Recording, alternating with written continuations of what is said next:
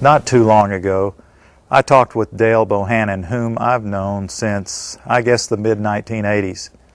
And he told me something very interesting that he found back in the fall of 2000 while he was on a business trip. Listen to this, folks. I was pulled to the side road, which was a new cut gravel dirt road in front of a business, a builder supply business, actually top-notch builder supply in Madison, Georgia. To my right, this was previously was a soybean field, and this little new cut road divided this field, and the right side of the road was filled with which I thought was portable toilets. I never looked at them that close.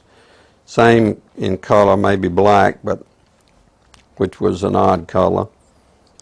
And I was sitting there going over my notes, and a van pulled alongside of me that turned out to be the property owner.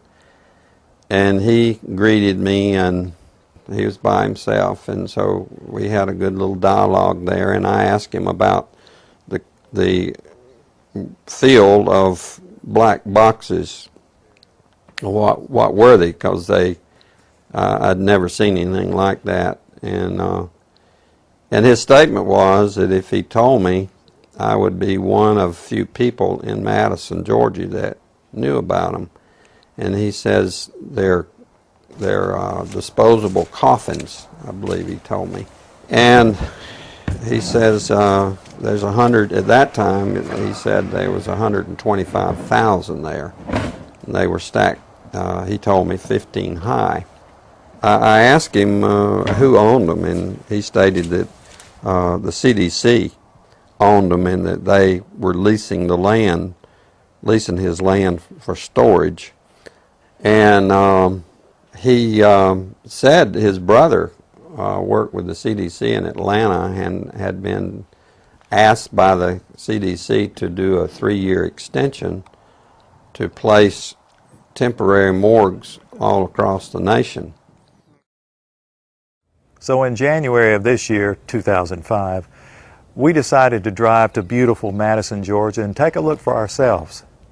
It was on a Sunday and no one was around, with the exception of this one pickup truck that was coming out the narrow road that we were going in on next to this field. We flagged down the pickup truck, and it was providential that the driver of this pickup truck turned out to be the son of the man that owned this field. So naturally we started asking him questions.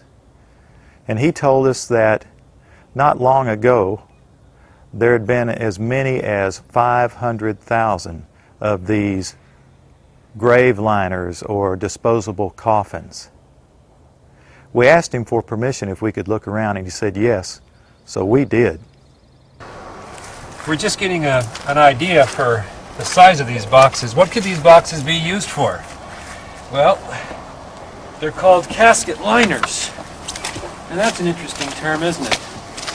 It's a casket liner. When I first heard the term casket liner, I thought perhaps a lining for a casket. But this is too big to be on the inside of a casket. So certainly this could be used as a casket. This is an inexpensive casket. And you can see the size here. There's lots of room. I think my friends here, we could all probably get inside, and it might be a little cozy, but we'd fit just fine. Which tells me that these liners can be used for more than just one. And one more time, what kind of liners are these? Casket liners. These are casket liners. That's what the man said. That's what the man told us. And we're told that there are about, well, there were about 500,000 out here. Later, as I went back to my home office, I spoke of it there, and of course people usually don't want to hear too much about this kind of thing. So it's never been mentioned, publicly, except just here and there. because most, like I said, the reaction I got, people didn't want to know about it, the few people that I spoke to, and so I just dropped it. And till I went to a luncheon, a fundraiser for Representative Saxby Chambliss. He was running for his second term for the U.S. House of Representatives. And it was a crowd, probably 100, maybe 150. It was congressmen, senators, state senators, and mayors. There was one table we probably had 2 3-star generals and a couple of 1-star with their spouses. So it was a real high-powered meeting. But the keynote speaker was a congressman, and I don't remember his name. He'd just been in the House for a long time, and he was the chairman of the Armed Services Committee. And so he just spoke in behalf of Representative Chambliss and the importance of having him on board to be reelected due to our threats. But it had to do with the nuclear devices that was missing from the old Soviet Union, and that had gotten into terrorist hands. And it was, the emphasis was on the critical state that we face in this country. And he said we could lose tens of millions of people in the next decade, and he used those terms, due to a nuclear strike on U.S. soil.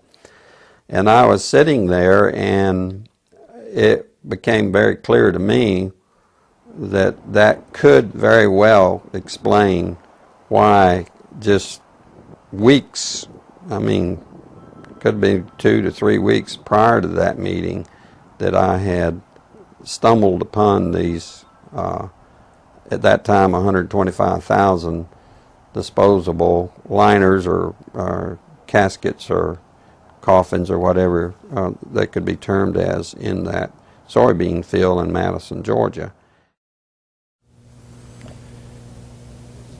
Did you catch what he said, friends?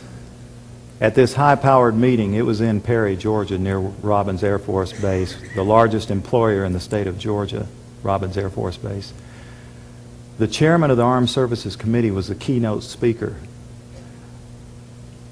The chairman of the Armed Services Committee, whoever that may be, used to be Sam Nunn of Georgia, from the district I was born and raised in. Whoever that chairman is generally one of the most powerful men in Washington. And I can't remember the chairman's name at that time myself, but he said, this was in the year 2000, I believe, that in the next 10 years, possibly due to nuclear strikes, tens of millions of people could lose their lives. And we've just read what our prophet said. Now, what we've just seen is one United States city outside, this is Atlanta, it has a metropolitan population area of roughly 4 million people. So this is one field outside of one U.S. city, and the brother of the man that owns this field, that the government is leasing this field from to store these disposable coffins, this brother was given 3 years to set up temporary morgues around the country. Now, we found the website that we think these disposable coffins were made at, and we noticed that the lids that they're advertising on the website were rounded. But the lids, hundreds of thousands of lids there, the lids we found, folks, were flat, and they were reinforced. You know what that could mean? You can stack them on top of each other.